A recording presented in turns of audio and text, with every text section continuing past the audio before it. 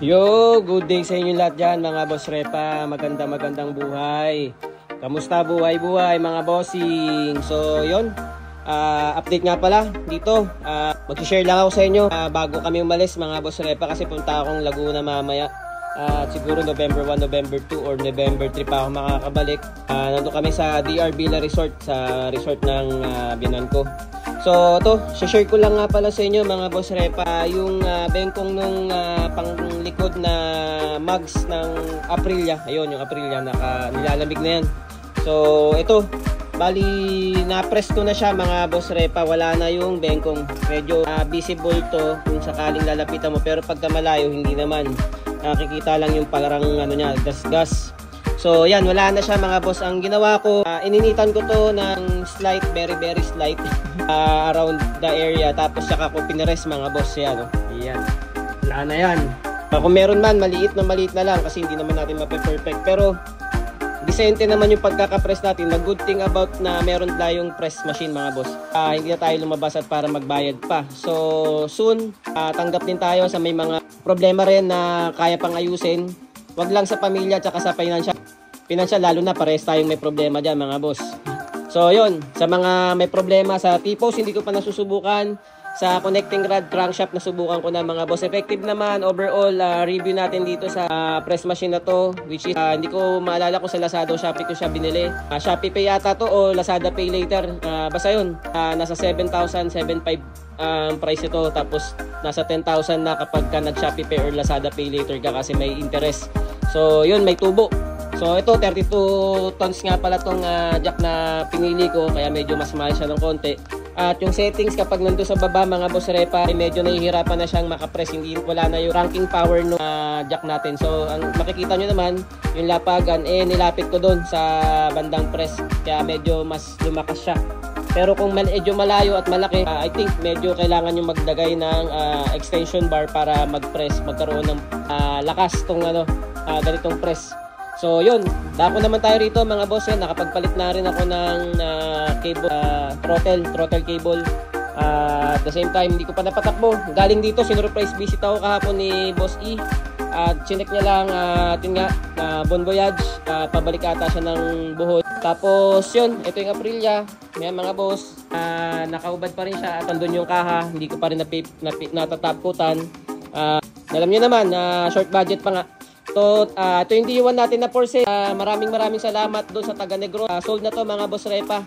I-ship to later sa Vitas Tondo, tapos from Vitas Tondo to Negros daw. So may kausap na siya, nabayaran na to, kaya sold na to mga boss. At good thing, meron na tayong pangpopondo sa mga kailangan natin, pondohan, tsaka mga pambayad bills at pambili ng syempre pang daily needs natin mga boss. So magiging break even lang tayo. Actually nautang ko na nga yung pambabayad dito, at magiging bayad utang lang din to mga boss. Alam nyo naman, financial crisis talaga tayo, hindi every day o every night lagi tayo nakakaluwag. Minsan, madalas butas ang bulsa natin mga boss, lalo na sa mga may project ng Dio or scooter o motor. Alam niyo naman, magastos ang mag-project, kaya paunti-unti lang. At the same time, hindi rin naman ako umaasa na dito sa vlog natin, hindi naman talaga malaki ang kinikita. Actually, wala pang, minsan 4 months, 5 months, wala pa rin pumapasok na sweldo natin kay FB. So ito mga boss, ngayon ko lang na-realize na kahapon lang nung binayaran na, kapag nene-neglect mo pala, gusto mo nang ibenta, pero pag ganyan na, pawala na, dyan mo lang nare-realize na magkakaroon ka ng pagsisisi or hindi mo siya binal. Doon mo ma-appreciate na may value pala yung isang unit. Kaya maswerte si boss dito. At nilet go ko sa mas mababang price, nagkasundo naman kami.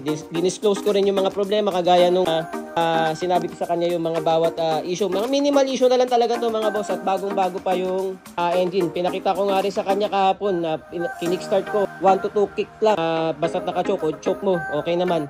So yun, yun nga, nakakalungkot. Separation anxiety. Nalulungkot ako in a way na okay din, kasi mayroon tayong magkakaroon na tayo ng funds to fund yung ibang project natin. At the same time nga, malungkot dahil na-realize ko na yun nga, mahirap palang mag-let go ng isang bagay kahit hindi mo pinapahalaga, nakikita mo lang dyan nane-neglect ng matagal na panahon. Pag andyan na nawala na, tsaka mo lang marirealize mga boss. So yun lang mga boss. So ito, papunta nga kaming Laguna mamaya at medyo matatagalan ako. So inayos ko na kasi may bagyo yan. Sana magtuloy-tuloy nang umalis yung bagyong Leon mga boss Repa para at least safe naman lahat at sa lahat ng tinamaan na naman ng bagyo, ingat kayo dyan at tiwala lang mga boss at makakabangon din tayo. Yun nga, maraming salamat sa lahat ng sumusuporta at kung umabot ka rito sa video natin na to mga boss at kung hindi ka pa naka-like at follow, paki-like and follow naman.